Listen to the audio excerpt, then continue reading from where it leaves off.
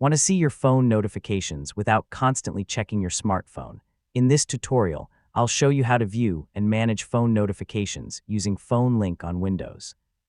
We'll connect everything correctly, enable notification syncing, and explore how to read and manage alerts directly from your PC. So let's get started. Before you can view notifications, your phone must already be connected to PhoneLink. Open the app and confirm that your device shows as connected.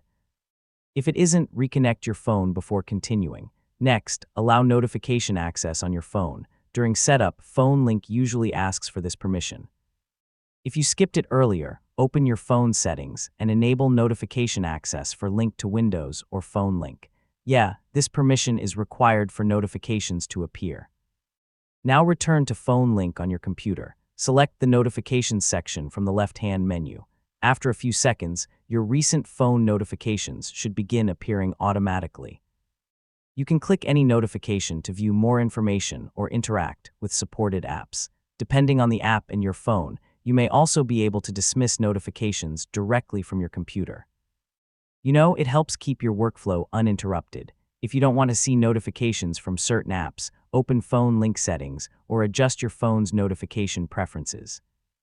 This lets you decide which alerts appear on your Windows computer. If notifications stop syncing, check that your phone is still connected, verify notification permission is still enabled, and make sure PhoneLink is allowed to run in the background. Reconnecting your phone can also refresh the connection, and that's how to view phone notifications in PhoneLink on Windows. With everything set up, you'll be able to stay updated without interrupting your work. Thanks for watching. Don't forget to subscribe for more Windows tutorials and practical technology guides, and I'll see you in the next video.